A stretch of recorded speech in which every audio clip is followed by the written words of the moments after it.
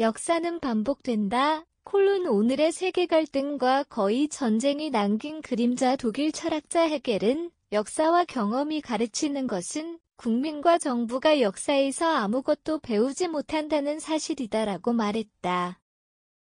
그의 비관적인 통찰은 오늘날 세계 곳곳에서 벌어지는 전쟁과 분쟁을 바라볼 때 더욱 현실적으로 다가온다. 세계 지도를 펼쳐보면 국경은 단순한 선이 아니라 수많은 피와 협상, 전쟁과 타협이 겹겹이 쌓여 만들어진 흔적임을 알 수 있다. 과거를 이해하는 것은 단순한 기억이 아니라 현재를 분석하고 미래를 예측하는 데 필요한 통찰의 도구다. 제국의 몰락과 새로운 갈등의 씨앗. 19세기 말부터 20세기 초까지 세계는 거대한 제국의 흥망성쇠를 경험했다. 오스만 제국의 해체는 중동 지역의 국경을 새롭게 그렸고, 이는 오늘날 이라크, 시리아, 이스라엘 등에서 이어지는 분쟁의 근원이 됐다. 제1차 세계대전이 끝난 뒤 체결된 베르사유 조약은 독일의 굴욕감을 안겨주었고, 이는 곧 히틀러의 부상과 제2차 세계대전의 불씨로 이어졌다. 영국 역사학자 아널드 토인비는 문명은 외부의 공격보다 내부의 무능으로 스스로 무너진다고 경고했다. 실제로 제국의 몰락은 외부의 적 때문만이 아니라 내부의 분열과 균열에서 비롯됐다. 오늘날 세계 곳곳에서 제국이 남긴 경계는 여전히 불안정한 화약고 역할을 하고 있다. 냉전 이후의 세계 균형을 잃은 국제 질서. 1945년 이후 세계는 미국과 소련이라는 두 초강대국이 주도하는 냉전 체제를 경험했다. 이 시기 갈등은 두 진영의 대리전 형태로 나타났지만 일정한 균형이 유지되었다는 역설적인 측면도 있었다. 그러나 1991년 소련이 붕괴하면서 세계는 단극체제라는 새로운 국면에 들어섰다. 미국은 세계 경찰을 자처했지만 이라크 전쟁과 아프가니스탄 전쟁은 패권의 한계를 드러냈다. 프랑스 철학자 미셸 푸코는 권력을 단순히 억압이 아니라 사회 전반에 스며있는 관계망으로 설명했다. 그는 권력은 어디에나 있다. 모든 곳에서 오기 때문이다라고 말했다. 냉전 이후의 분쟁은 국가 대 국가의 충돌만이 아니라 테러리즘, 사이버전, 경제 제재 등 눈에 보이지 않는 권력의 충돌로 확장됐다.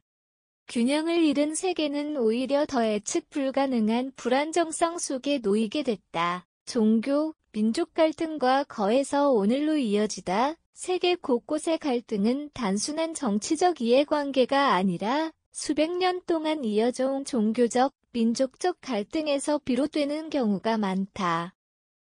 발칸반도의 세르비아, 보스니아 충돌, 중동의 유대교와 이슬람교 갈등, 아프리카의 부족 분쟁은 그 뿌리가 깊다. 인류학자 르네 지라르는 이를 희생양 메커니즘으로 설명했다. 집단은 위기를 맞으면 특정 타자를 적으로 규정하고 공격함으로써 내부 결속을 강화한다. 이러한 구조는 과거 십자군 전쟁에서 오늘날 팔레스타인 문제에 이르기까지 반복된다. 역사는 인간이 타자를 이해하기보다 적대시하는 방식을 얼마나 쉽게 택하는지를 보여준다.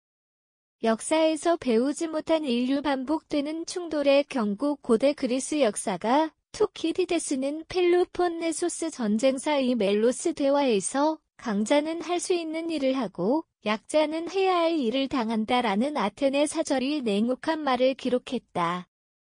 400년이 지난 오늘날에도 여전히 국제 질서를 설명하는 데 유효하다. 강대국은 자신의 이익을 위해 개입하고 약소국은 그 틈바구니에서 희생된다. 역사학자 윌 듀런트는 전쟁은 역사에서 변함없는 상수이며 평화는 그저 잠시 주어지는 휴식에 불과하다고 했다. 그러나 역사가 단지 전쟁의 연속이라면 인류는 결국 파멸로 향할 수밖에 없다. 역사의 교훈은 단순히 과거를 회고하는 데 그쳐서는 안 된다. 폭력의 반복을 끊고 평화를 제도화할 지혜를 마련해야 한다. 오늘날의 분쟁은 우연한 사건이 아니라 수세기 동안 축적된 역사적 갈등의 결과다. 철학자 칼 마르크스는 역사는 반복된다. 한 번은 비극으로 또 한 번은 희극으로라고 말했다. 그러나 오늘의 세계가 맞닥뜨린 갈등은 결코 희극이 될 수 없다. 지도 위에 남은과 거의 그림자를 직시하고 그것을 반복하지 않기 위한 지혜를 찾는 것이 인류의 과제다.